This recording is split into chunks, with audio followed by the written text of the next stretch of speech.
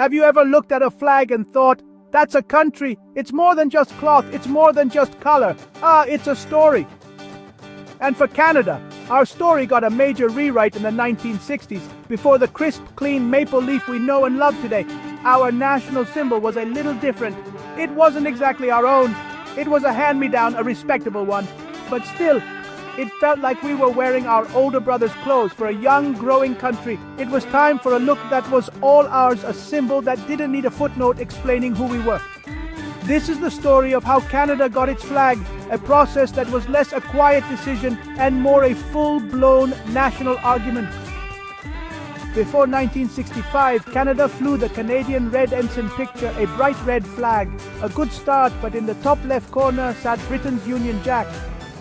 It was a constant visual reminder of our colonial past and our ties to the British Empire. In the main red field, it also featured the Canadian coat of arms, a complicated shield that was hard to see from a distance and even harder for a kid to draw. For many, many Canadians, especially those who had fought under it in 2 world wars, the Red Ensign was a source of immense pride, history, sacrifice, heritage. It represented where we came from. But a country is always moving forward, and by the middle of the 20th century, Canada was changing fast. We were becoming a nation of many peoples, a mosaic of cultures from all over the globe. The old symbols didn't quite fit everyone anymore. The Red Ensign, with its prominent British flag, didn't speak for the growing number of Canadians whose roots were in France, Ukraine, Italy, anywhere else. For them, and for many others who simply felt Canada had come into its own, the flag felt like a symbol of the past, not the future. It was a sign that we were still a junior partner, not a sovereign nation standing on our own 2 feet. The desire for something new wasn't just a vague feeling, it was a growing national conversation. People wanted a symbol that was uniquely and undeniably Canadian. A flag that a kid in Tokyo could see and say, hey, that's Canada.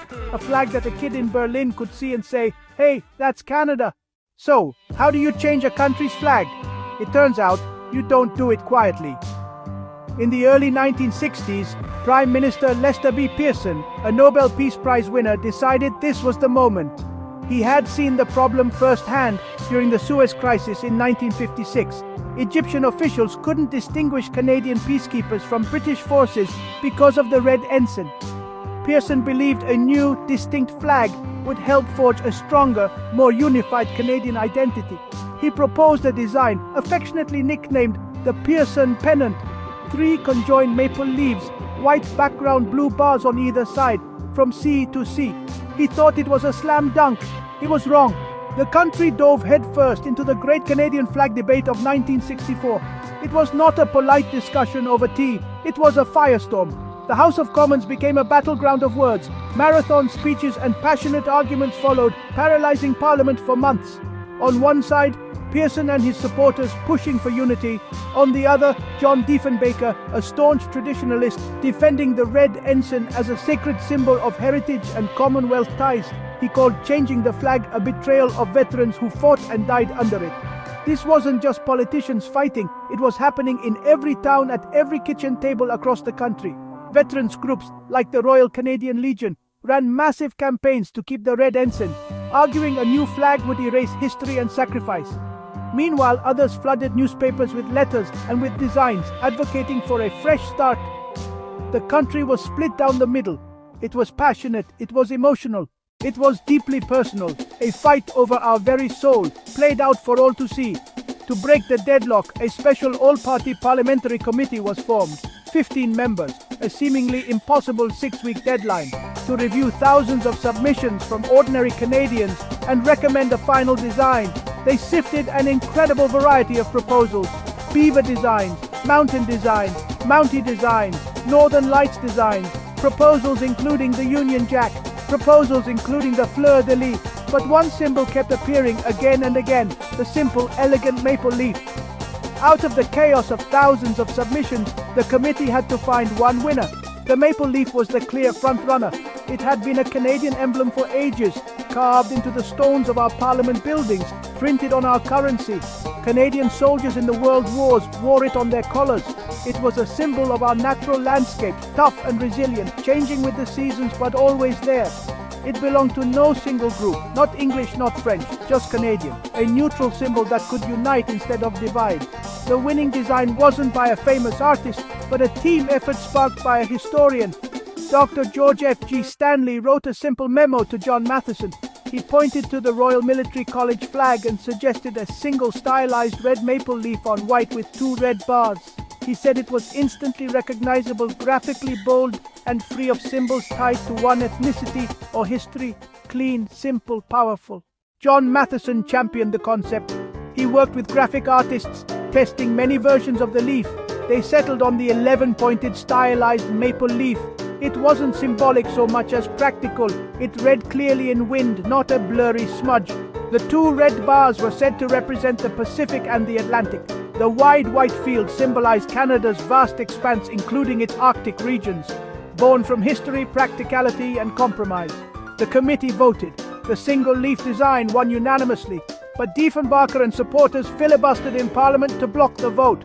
The debate raged for 33 days. After more than 250 speeches, the government invoked closure to force a vote. In the early morning of December 15, 1964, the House of Commons approved the new flag. The nation held its breath. A new chapter was about to begin. Ready or not? February 15, 1965. A bitterly cold winter day on Parliament Hill in Ottawa. A crowd gathered. Excitement, sorrow. This was the day. At the stroke of noon, the changing of the guard. A symbolic moment. As the carillon bells pealed, the red ensign was lowered for the very last time. For many in the crowd, tears streamed down their faces. A poignant farewell, sacrifices, and shared history. It was the end of an era. Then the moment arrived. The new national flag of Canada, the bold red leaf, was attached to the pole. As it was raised, a hush fell. It unfurled and caught the wind for the first time. A spontaneous cheer erupted. The maple leaf was flying. A simple, powerful image against the grey sky. Prime Minister Pearson watched, a tear in his eye. He later received the note. "You were right. I am now proud of our new flag." A moment of transition, letting go, embracing something new. This scene was repeated across the country and the world. Canadian embassies, military bases. The red ensign came down, the maple leaf went up. The public reaction mirrored the debate. Deeply divided at first, some mourned the loss, a break from tradition. There are stories of veterans who refused to fly the new flag for years. But for a new generation, it was a thrilling moment of self-realization. The flag was ours. It looked like us.